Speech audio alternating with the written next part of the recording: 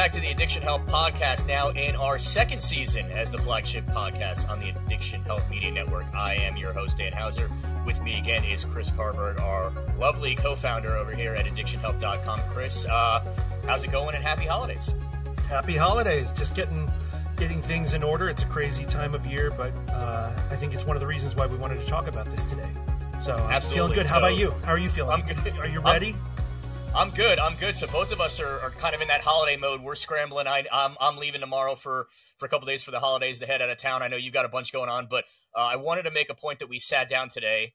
December 20th is the recording date because it is the holiday season. We already had Thanksgiving. Christmas is around the corner. We got New Year's here in about another week and a half or so. And so while it can be a joyous time for many, it's not for everyone. And so I thought it was important that before everyone kind of broke for the holidays and we all went in our separate directions and did our family stuff, that we sat down and chatted a little bit today about the holiday time, specifically as it pertains to sobriety, addiction, relapse, mental health. There's just so many complexities that happen in this during the holiday time. And I wanted to take some time, especially with you specifically, to sit down and chat about it. So just to get right into things, because we got a lot to talk about today. We have a great guest coming up here in a few minutes. So, like I said, the holidays are typically viewed as this great time. You're surrounded by friends, you're surrounded by family, but this may sound harsh, not everyone loves their families. And so sometimes being stuck around your family members isn't exactly an enjoyable experience. And it can come with a lot of, even for those of us that do enjoy being around our families, there's a lot involved in the holidays that are stressful. Whether it's travel, whether it's getting everyone to your house, you going to other people's houses, getting food in order, getting everything planned if you're the one hosting the holiday extravaganza. So there's a lot of stress involved in the holiday time. There's a lot of fun, but there's a lot of stress, and it can be taxing on all of us from a mental health perspective, and specifically those of us that are in recovery. Obviously, we know that anything that can mess with our mental health can run the risk of relapse or breakdown, or just anything that may not be good for us overall. So, Chris, real quick. So first off, before we get kind of deeper into the show, what are the holidays like for you these days? Well, I mean, they are, like, to your point, they are exciting. They're fun. They're festive. That these are positive things. I find that the most difficult part for me is, and I think I speak probably for a lot of folks in recovery, it messes with our rituals. And one of the things that just happens, I think, innately in recovery is you begin to develop, I would say, healthy rituals. You wake up at certain times, you go to bed at certain times. For me, I'm an early riser, and I like to, weirdly enough, I like, working during the day. I like going for a run midday. And when the kids are out of school, things are a little chaotic. It really does kind of cramp my style a little bit. So I have to be very, very flexible. It's also a time of year, where, and I think it's for, it's different for everyone. You can miss people who are no longer with us. It can be difficult. And there's also I think there's this underlying hidden stress, that I think that really, I don't know, it doesn't get talked about as much. And there have been, studies that have shown that, while suicide often decreases during the holidays, it oftentimes spikes after. And so what we're seeing here is similar to relapse. I view suicide and, any kind of outward expression of something like that, it's really the culmination of being pent up, bottled up, all that kind of stuff. And so a lot of times people will try to be okay during the holidays, but there is this underlying stress and anxiety that come with it. There's also the reality of, look, it gets darker earlier. It is colder. I'm in Orlando, and so even today it's like 50 degrees out, and that's for us. That's like a blizzard. For me, I love the feelings of this time of year. I get nervous and anxious about the events I have to go to oftentimes, the things that break my normal ritual. What about you? Do you have rituals on a daily basis that are things that make you comfortable that you have to you end up like changing somehow around this time of year? Yeah, absolutely. So since I met my now wife, she's from Michigan, so we travel up to Michigan every year during this time of year. Like I mentioned, we're actually heading out tomorrow to head up there for the week. Nice. Yeah, but I have, and everyone who watches all of our shows see this background every week. I have my home office set up here, and I have my computer here, and I have all my stuff here. Yeah, it throws off my complete kind of daily ritual. Now when we're up there, obviously, I still get up early in the morning, and I try to knock out as much work as I can early in the morning, because once everyone is up and at it, and you have family obligations, and I don't want to sit in a room and ignore everyone all day while we're up there. And it's cold up there. The last couple of years it's been snowing. I don't think it's going to snow this year, but a little cold for my liking to say go out on an afternoon jog, because right. when you try to run in those cold temperatures, it hurts. Like, it actually hurts to try to run in cold weather. So that's out of the way. When we're up there, we eat. Puts things in perspective here in Orlando. Yeah, absolutely. when we eat, we eat at different times when we're up there. So yeah, I just, you have to kind of adapt, and your whole just game plan of life, so to say, goes out the window. And there are times where it may be the afternoon, and I will just kind of disappear for an hour and just go into a room, and I might not necessarily take a nap, but I might just go lay down for a few, or just try to watch some TV for a few, to just kind of just gather my mental thoughts, because it's just, there's so much going on. And you mentioned kind of that combination of everything that's actually called the holiday blues, which to a lot of people might say, well, the holidays are joyous, but the holiday blues it's a mix of high expectations, stress. It can involve loneliness. It can involve, you mentioned, it getting darker earlier, it being cold out earlier. So, I think for all of us, I think that the holiday time, taxing our mental health, I don't think is something that's exclusive for just those in sobriety. I think everyone can say, yeah, it can be mentally taxing. I think that's where, especially for those in sobriety, the fear of relapse kind of creeps into the equation, because especially when you're surrounded by friends and family, if you're surrounded by friends and family that may not be sober, it's really easy for them to say, oh, I'm stressed out, let me just have a drink to just relax and calm my nerves a little bit. And it can be tough in that environment to not be that person. And so obviously it all depends on where you are in your sobriety journey. It depends on where you are mentally, but sure. No, it's true. Yeah, it's really easy to kind of do that. And so, I think it's just, it's a, like you mentioned, it's a joyous time, because we do get to be around some of those people that we don't see on a regular basis. But with that also does come the stressors of being out of our element and kind of being out of our comfort zones for many of us, obviously, not all of us, but for many of us. Yeah, no. And it, it's funny when we think about relapse, the word itself is such a harsh term, but it's like, for anyone, let's say, who is trying to eat healthy, it becomes very difficult to eat healthy sometimes when you're at, with your families, and you're in this situation where it's cold and you want to be indoors. And so relapse is oftentimes, I think, it sounds kind of like you going on a freaking bender. And sometimes it's just like you kind of break your promise to yourself. And a lot of times that's when shame kicks in, all that kind of stuff. You're going to parties, a lot of times work-related parties, where you want to fit in, you want to connect with other people. And sometimes people feel like they're funnier when they're a little, they got some drinks in them or something. So it is a time of relapse and temptation, to that point. And I think we just have to kind of focus in on, first off, what are our personal kind of goals for ourselves? What are we trying to accomplish? If one of them is, I bring up food and eating stuff because it's something I've battled for a long time. I have to think of, what am I really trying to achieve here?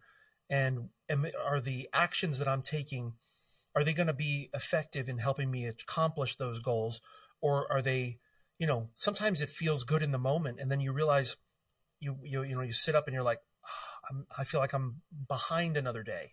And that's what oftentimes starts the progressive slide into something that's unhealthy for us is, well, I'm already behind another day. I might as well, another one is not going to, I'll catch up in a couple days, So we, kind of prioritize our focus on what are we trying to accomplish? How does it look for us to get through the holidays in a successful way? What will look successful to us? So a couple quick stats, because we love on this show to present you stats, so you don't just think we're just talking for the sake of talking. When you mentioned food and parties and alcohol, here's a couple quick ones for you that kind of back that up. So 50% of people admit alcohol plays a role in their family gatherings during the holidays. And for 11% of those people, alcohol is used as a crutch to combat anxiety and stress, like we talked about. Beyond just that, though, because we talked about it's not just alcohol and drugs when it comes to relapsing, especially for those of us that do try to eat healthier. Over half of all people during the holiday time, 54% to be exact, eat more unhealthy foods during the holiday period, and 16% drink more alcohol.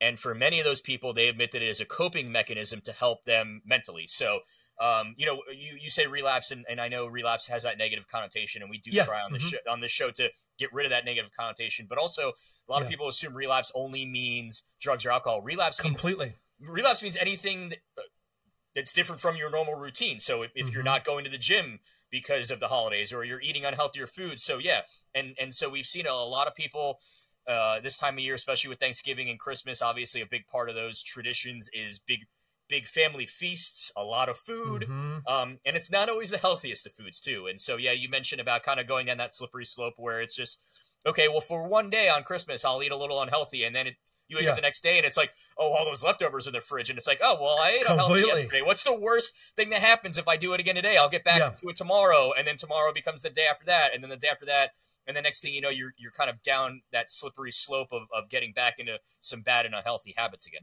Completely. And, and it's hard because, our body is reacting also to the things we're eating. And so a lot of these are high salt and high fat. And, it's for me, like sugar, I don't eat sweets. I gave up sweets before I turned 40 this past year, because I know when I would eat sweets, it was the closest thing my wife ever saw to my self in terms of being in my addiction. She met me after I'd been sober a year, and so I cut them out of my life. But I'm going to tell you, like, these other things, there's other little things that stick with me, and I think that what you're seeing though is you can, like, we don't want people to feel shame for having a good meal and having a fun time. There's a reason though why it's called comfort food, because it's designed to make you feel a certain way. You're consuming it with an expectation, as opposed to it being, now that's okay. That's okay for a meal. The thing is like, just not to lie to yourself or to put yourself too far behind the eight ball, to the point where, but now when we start moving into alcohol, we start moving into other substances. I'll tell you, for me, as someone who I've battled like social anxiety, and it, drugs and alcohol really were very, very helpful. In fact, one of the most meaningful things I ever heard was from, my therapist, who said, you had perfectly good reasons to use drugs and alcohol. Like, because your heart rate is up, you're feeling anxious, it depends on also if you grew up in a home where there were any, traumatic sort of things where you're waiting for the other shoe to drop all the time, stuff like that. But the holidays, I do think we try to look at is what are the positives that we can take from it? How can we get through it in a way that is, where you feel at the end of it like you didn't lose something. In fact, like you want to feel like you gained something. Absolutely. And real quick too, this isn't drug and alcohol related specifically because you can't really do it with that. But when talking about kind of maybe some getting out of our rhythm or some unhealthier habits that we may adapt during the holiday time, it's important to remember too that like you can prepare for it to an extent in advance too. And I'll give a quick example. So like we don't keep a ton of junk. I use the term junk food loosely, but we don't keep a ton of junk food in the house here because I know that if it's around, I'll eat it. And I think a lot of us can relate to that. For sure. And so when we go up to see my wife's family, I know that they tend to keep a little more of that quote unquote junk food around the house. And so I know that the temptation's there. I know that I'm probably going to eat a little more of it than I should. So the days leading up to it, I try to make a point to eat a little healthier on those days leading up to it to kind of make up for the fact that, okay, when I'm up there, I know I'm going to eat some stuff that's not exactly as healthy. Let me at least eat a little healthier, get a little extra exercise in before I go up. And then same thing with when I come back. So we don't want to sit. Yeah, so we don't want to sit here and say, hey, do not ever eat anything bad or don't do this, or, but it can be helpful too if you know going in that it's going to happen and you can kind of mentally prepare for it. So that way when you do end up in that environment, it takes less of a harsh toll on yourself, both physically and mentally as well too. Yeah, and you're so right. And the things that are, that are on the edge, which would be, your issues of food and I'd say more like behavioral side kind of things, disordered eating in that way. There's another side to this, which is the lie we tell ourselves at Christmas time and around this time that, we feel like sometimes we've endured a year and we have earned the right to have that thing that pleases us.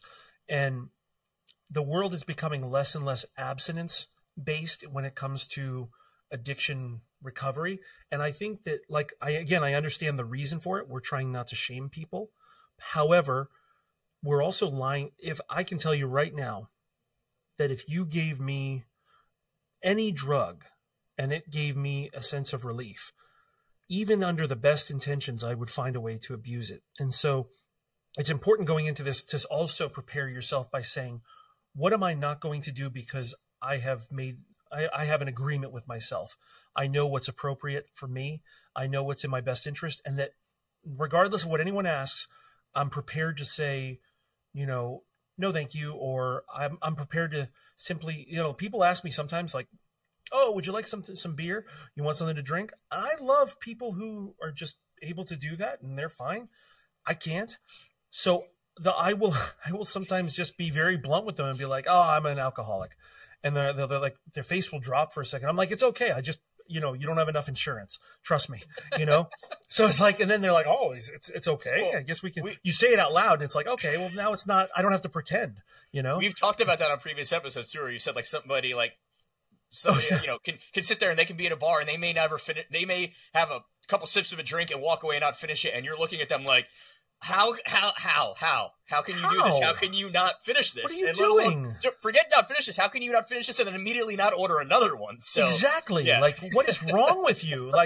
Again, it's very different for those of us with the addict brain, and it's just knowing who and what you are and trying to limit the vulnerabilities.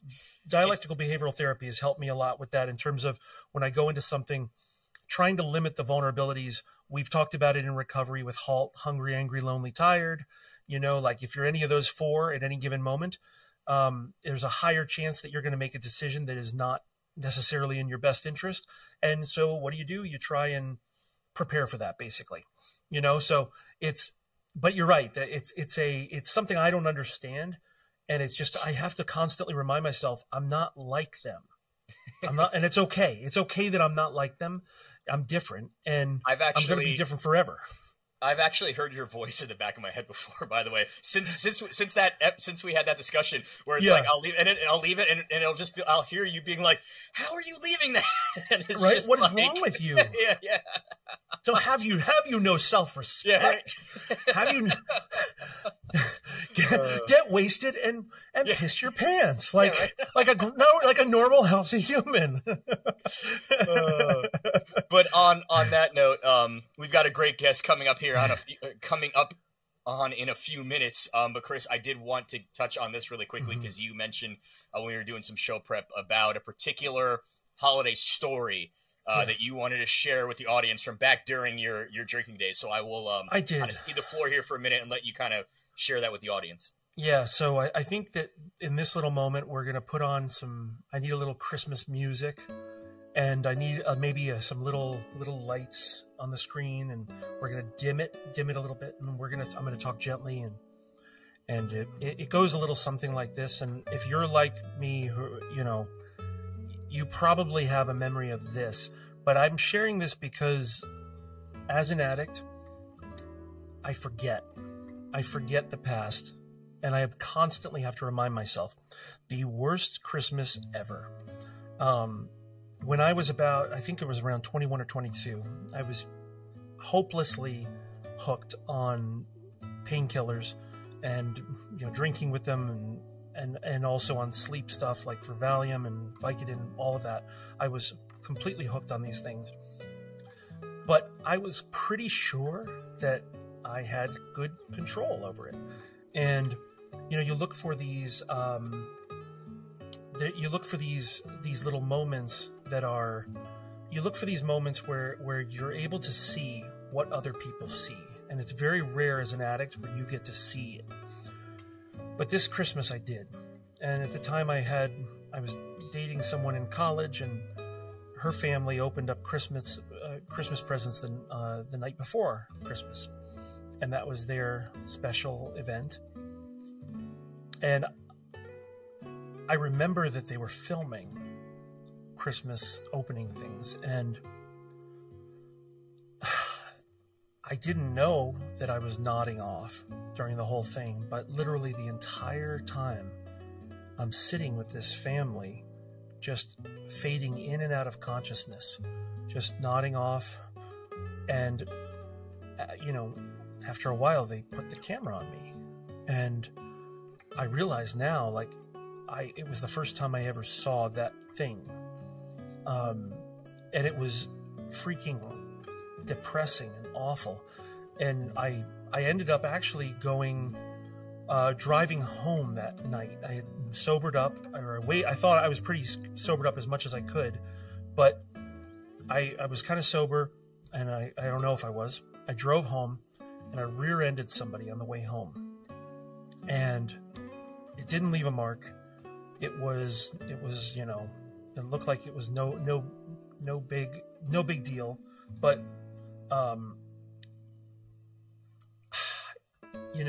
again, another weird thing. At the time I was in the accident, I was talking on the phone to somebody's voicemail, another friend, and it recorded me doing it, and then the aftermath and talking about it and stuff. And I remember that those two events were some of the most life-changing for me, because they were the first time I got to see and hear that thing that I was, and the thing that I am. And it was hard to watch, and it's, if you've ever seen, and by the way, this is one of the reasons why when I see somebody strung out on the street on heroin or fentanyl, whatever it might be, I don't look at that person in a shameful way. I don't look at them and think like, what a disgusting piece of garbage. It's like, no, that was me on a couch at a Christmas, and just because I was indoors with a family and I was dressed nicely, it doesn't change the sadness of that. And so I always say that if there's any time that you can use to change, it is this time of year. It's a time of reflection. You can get back in touch with your spirituality, with your faith, with whatever's going on in your life, and you can use that to propel you.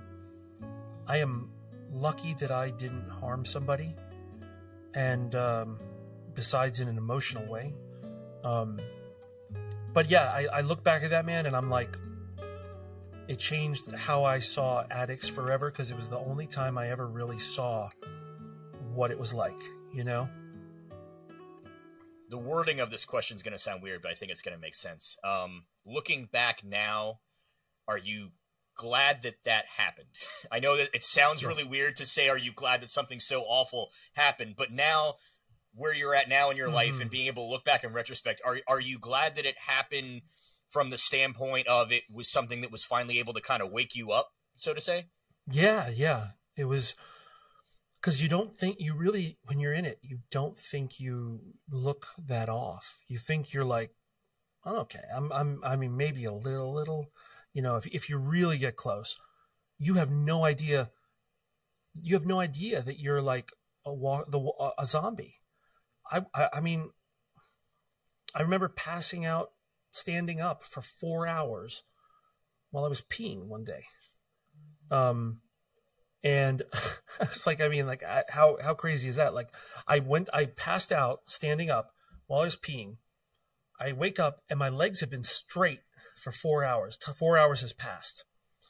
And what do you think happened when my legs, like, I try to move them and I'm like, I fell like immediately, almost like I bruised my whole side of my body. Like I fell over. It's just what people don't, I think, get sometimes is it takes a lot of hard work to be an addict and stay an addict. And it's, you put yourself through hell for it. If you can transfer that same energy, into, into something positive, you will have, I can tell you, most addicts that I've ever hired or worked with, they have more fortitude than most. They will fight through things. They will kind of blow through walls for you. So but man, it was eye opening, and I'm glad it happened now for sure. Well, I'm sure I speak for the audience, but I definitely speak for myself in saying thank you so much for sharing for sure, story with us. Hopefully it reached at least one person out there. And so we'll be right back. All right, welcome back to our very special holiday edition of the Addiction Help Podcast. We are joined today by licensed mental health counselor Kristen Umholtz from Healthy Habits Counseling. Kristen, thank you so much for joining us today. Yeah, thanks so much for having me. So today's theme is kind of the holiday season, Christmas, New Year's. I know Thanksgiving's past, but we can just kind of lump that all into the holiday season that we're going on, and how it kind of affects all of us differently from a mental health perspective and addiction as well, and sobriety and all that. And so right off the bat, can you kind of explain to us why the holiday season often triggers so much stress and anxiety in people? Mm-hmm. Yeah, absolutely. So obviously it comes with a lot of financial stress, stress with family members, planning all the events. There's a lot going on during these times. So it's going to bring naturally a lot of extra stress. It's the end of the year for most people in their jobs trying to hit numbers. So definitely brings out sometimes the worst sides of people. Chris and I were talking about a little bit earlier in the show about for him and I specifically, the not being able to stick to our daily routine during the holidays is the thing that kind of throws us into a loop, so to say, the most. In your experience or your opinion, is that kind of, would you say that's one of the bigger factors as far as turmoil this time of year, is people just being out of their rhythms? Mm-hmm. Oh, absolutely. Sleep, eating, everything gets thrown off, right? So just with the busyness, not being able to have that downtime or being able to practice kind of the normal routine coping skills. Oh, for sure. Kristen, I was wondering, for the folks that you see in your practice regularly, do you notice a difference around this time of year? And is there, what is that difference like, if there is one? Yeah, absolutely. Just higher stress levels. Depression increases, anxiety absolutely increases.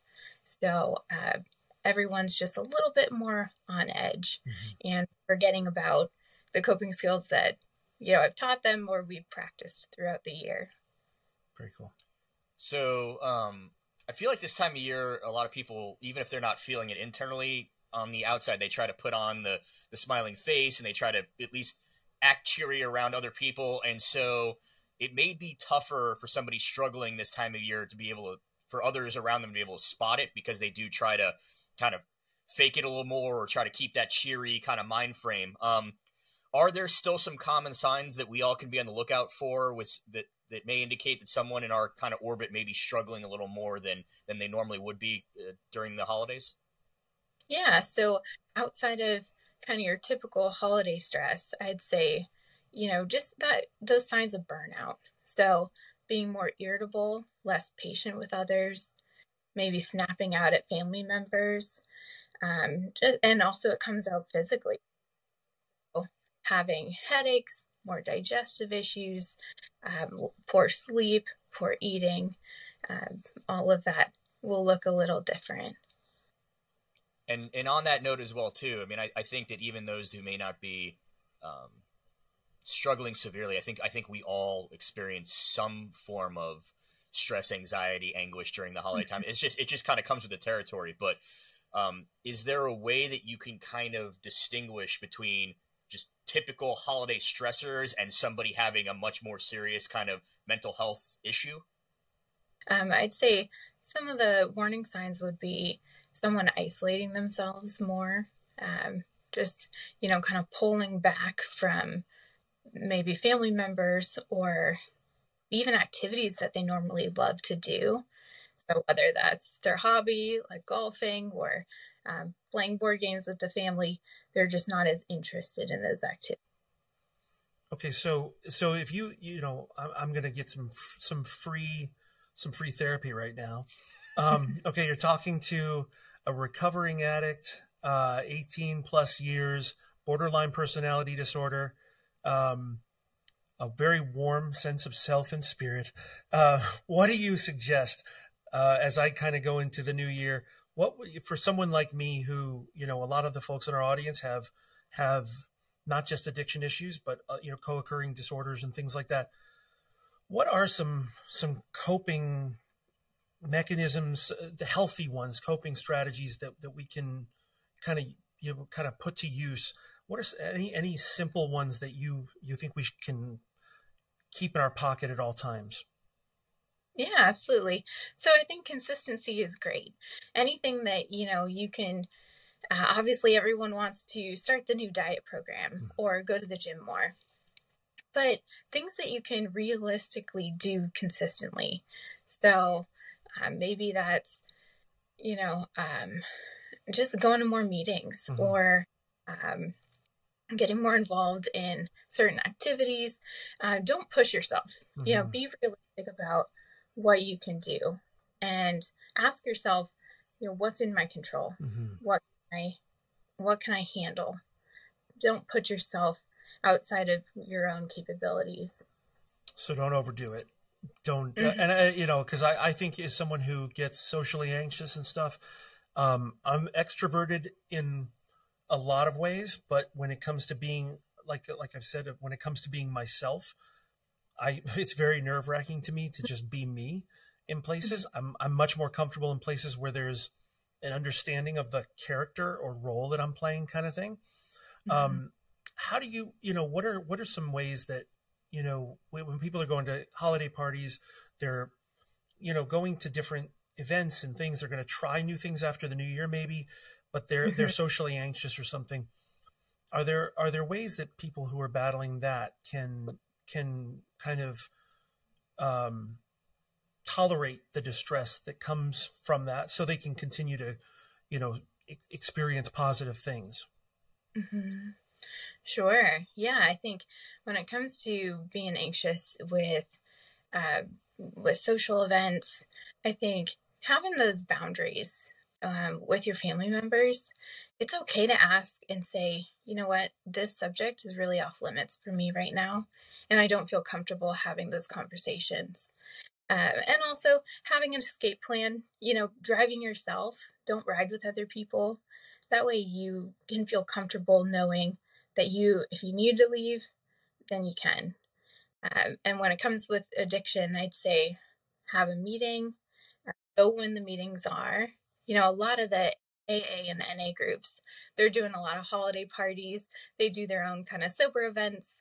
And I'd say absolutely look up those and join those. Yeah, it's funny you say that about driving yourself and things like that, because I have always found that having the option of escape is often as good to me as escape.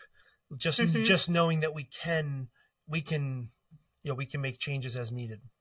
So I've got another hypothetical to throw out for you here too, but I think that a lot of us can relate to this. So we have those family members that we only see once a year, and it's this time of year. And for some of them, it's joyous that we get to see them that one time a year, and we wish we could see them more often. Some of those family members, we see them one time a year, and it's for a reason. And it's because, for one reason or other, they're not, the people that we want to spend a ton of time around. For someone that would come in to see you at this time of year and be complaining about that one family member in particular, or if it's a group of family members in particular, and saying, I don't really want to be around these people, and why do I have to see them, and blah, blah, blah, blah. How would you kind of advise them to handle that family dynamic in a healthy manner, so to say? Mm-hmm. Yeah. So there's going to be, out of a big group of people, you're going to have those few that you don't get along with, or you particularly don't have anything in common with, or don't feel comfortable with. I'd say try to stick with the people that you do feel comfortable with, and have certain topics in the back of your mind that you can go to. Most of the time when you ask people about themselves, they're more than happy to go on and just talk about what they're up to, their jobs, their kids. So get them talking about them. Redirect the conversation. And definitely, if you need to step aside, take a break, practice those coping skills in the bathroom, absolutely. Take some deep breaths, maybe a meditation. So I think for a lot of us, a lot of the stress and anxiety that comes with the holiday season is unrealistic expectations, whether we set them for ourselves or they're set upon us. There's certain expectations that may not always be realistic. And so with that, what are some things that we can do to kind of create, as much as possible, so say, kind of create those realistic and maintain those realistic expectations for ourselves during this time of year? Mm-hmm. Yeah. Realizing and accepting that this is a busy time of year. We're not going to be in our normal routines. We're not going to be able to eat as healthy as we'd like, exercise as much as we maybe have been throughout the year. Our sleep might be a little off.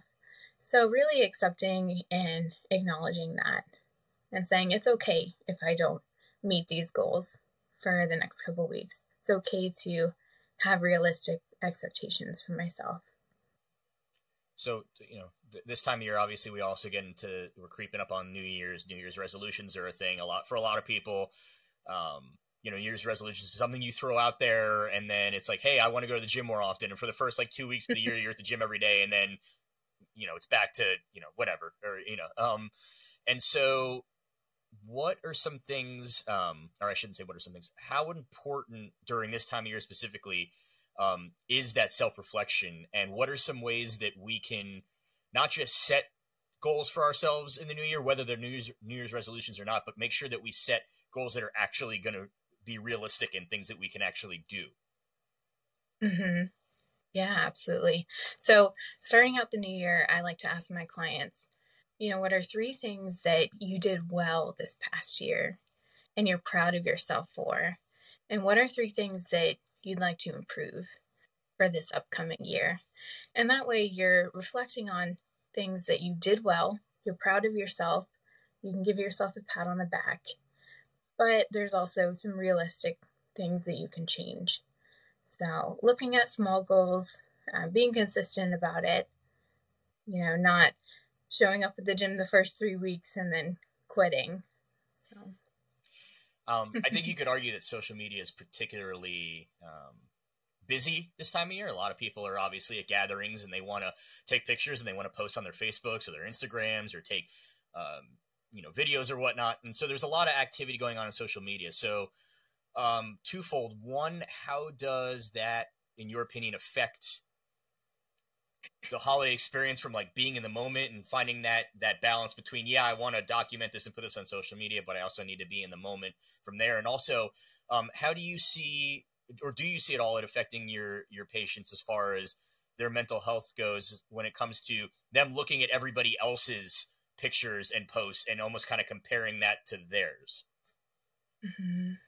Oh, absolutely.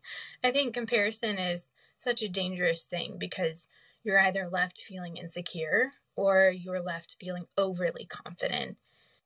And either way, you're losing, right? That's true. Wow. That's a great, I never thought about that on the other end of that though. Like, you know, because I do think of the comparison side of, hey, you know, a lot of times it's me putting me down for something, but it can also really inflate your ego, and give you a false sense of where you are. Right. And I think especially with the younger generation, social media's impacted them in such a significant way, and they don't socialize as well with COVID and everything that's happened. So I've actually suggested to some of the older family members, find ways that you can include technology now in your family games. Like now there's, you can use the Switch or, different stuff like that to play games together and text in the responses instead of a typical board game that maybe the new generation won't be as interested in. As Chris said, free therapy again, but somebody comes into your office and they're just overwhelmed. They have had it. They have reached their breaking point. They cannot do it anymore. What is your kind of one piece of advice you're giving that person to kind of bring them back to center, or talk them off the proverbial ledge, or just kind of get them back to feeling better? Mm-hmm.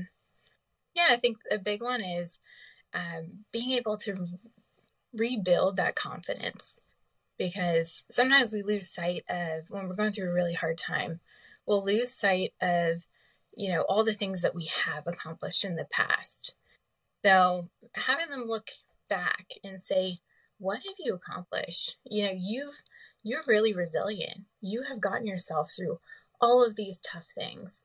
And that's proof that you can get yourself through what's happening right now.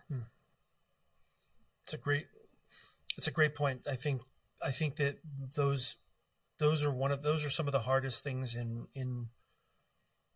that I've noticed in recovery. Are I have a very short memory about certain things and a very long memory about other things. And sometimes they need to flip. The things I wish I had a longer memory about, and a more accurate version of it, obviously, not just a, I do have to play the tape all the way through, to kind of protect myself. But, New Year's, so just kind of just leaping on to kind of last thing for me was when we're talking about New Year's resolutions, like with regard to where do you start when you want to make one? Yeah, I think it's being realistic. How do I want to look different emotionally, physically, spiritually? Kind of looking at all the different categories.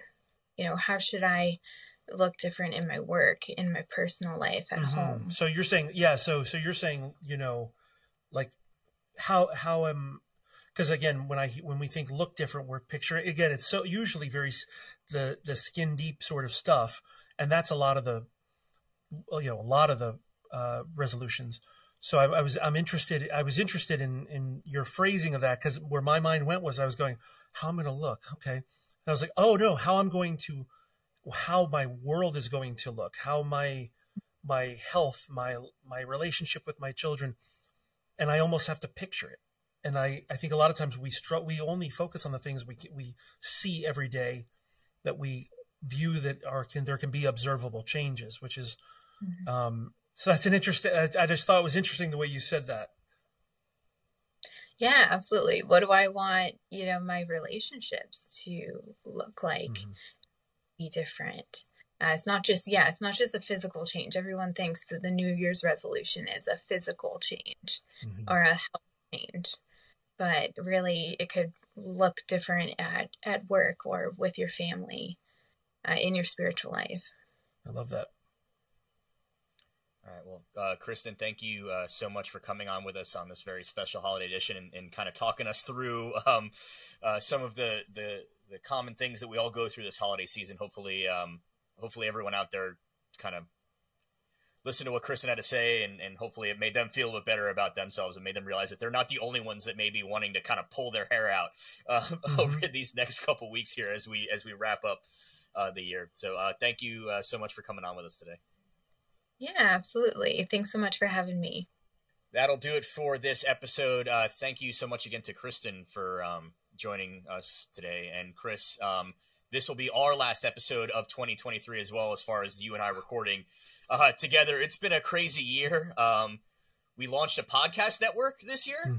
Yeah. We started off with the Addiction Help podcast. We've now we're now at 3 total shows. We've added Victory Over Vices, which I host, and Lights of Recovery, which Jess hosts. Obviously, you've had quite the 2023 as far as addictionhelp.com and everything that goes along with the website as well, and that side of things. So in our last few minutes here on our way out the door, I thought let's take a few moments for us to just kind of reflect on our 2023 as a whole. So why don't you go ahead and start for us? Yeah, no, I mean, it's been a wild year. It has been a year of change, like my background and what I'm comfortable with, like I've been in kind of the tech space and building websites for a long time and building brands and things. I was not, even though like I grew up acting and stuff, I wasn't on the video side really, video production.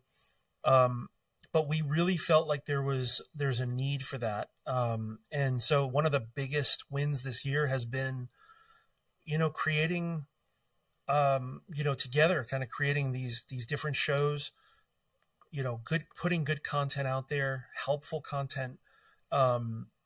We've seen, addictionhelp.com grow to over 100,000, visitors per month now. I say 100,000 users per month because that's ironic. If it's 100,000 of me, but yeah, like it's so big wins there.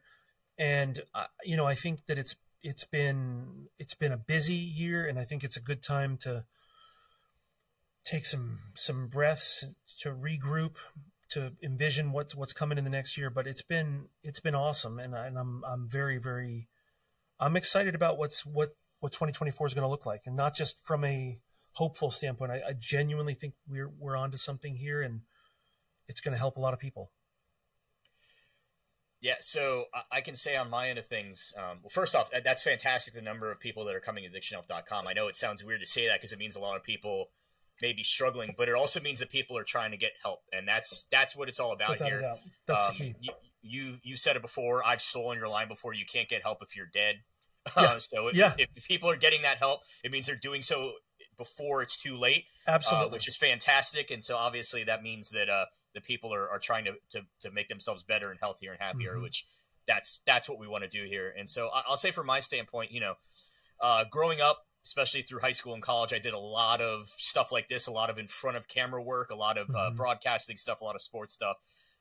It was the direction that I thought I wanted to go. I got out of college and switched to a lot of behind the scenes stuff. And by that, I mean, not even stuff with my name on it. It became a lot of web content. It became a lot of blogging for companies. It became a lot of just ghostwriting. And so stuff that my name wasn't even on it. And I was okay with that. I was fine with just, hey, write this piece of content. I write it, and then I just move on to the next piece. And I'm not even worried about what happened to it. I wrote it. It was done. It was out of my mind. Move on to the next one. And so that's actually how you and I started, believe it or not. I know. We started where I was doing web content for Addiction Help. And my name wasn't on it, and it was okay. I was fine with it.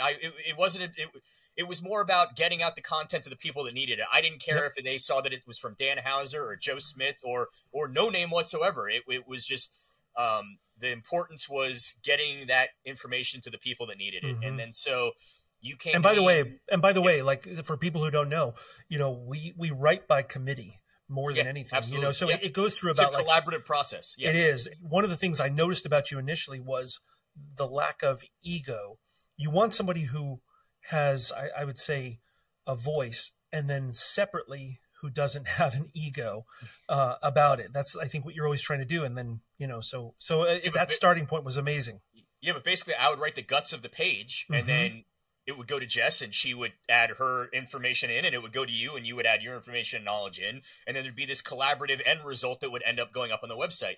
But so then you came to me pretty early on in the year and said, hey, I want to start incorporating. Well, at first it was I want to get the blogs going again, and I want to incorporate stories from the real world. And so I think the first thing that we started with was the Oscars. Was kind of like the first I want to find stories about addiction and mental health and sobriety and recovery in the real world. And so we started doing that with rewriting it, and then it was, hey, what if we added a video component into the blog? So write a blog, and then we get kind of a video blog going as well. Too. And then that evolved more and more, and then we started the podcast, and it had been so long since I was that forward-facing person as far as like my face, my voice, my name, that it was like, I don't know if I can do this anymore. And it was almost intimidating to start. And Lord knows you and I have had plenty of, let's just call them constructive conversations. Absolutely. Over this past year. Sometimes I think there were times where both of us had to just say, hey, listen, I need to stop talking to you for a little while I kind of compose myself, and let's readdress this later. I think any good creative effort, that you don't get, that you don't get to blows almost, I don't think you're really trying. I think so it's like the key is just that you don't get to blows. Yeah, the thing is like but it's like you go to we each go to our corners. It's like it's because we want boxing the best. Match, bell rings, we want the best. It's you want the best, and and I love that you have a vision for things of what you want. You are, for the people who don't get to see the behind the scenes stuff, you have a very clear picture of what you're trying to accomplish. We're not like the type who pretend that we're that we have it all just hunky dory. Like, no, we have to fight our way out. We have to fight our way through this to figure out how do we get to creating something that's lasting. That's how great collaborations are built. I agree.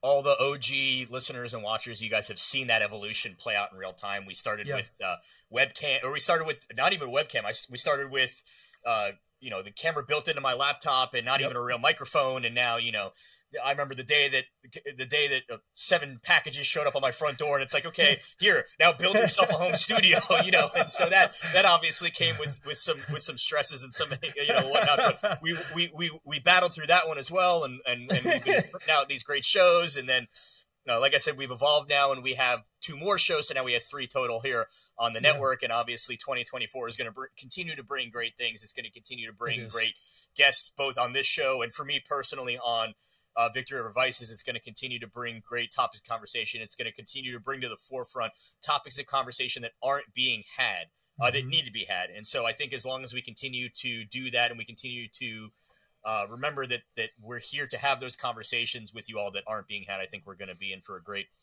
2024 as well too. So completely. It's a testament to your willingness, though, to be vulnerable, to put yourself out there. Very few people would. And I also think that, like, look, I mean, you also trusted me that I really did see it.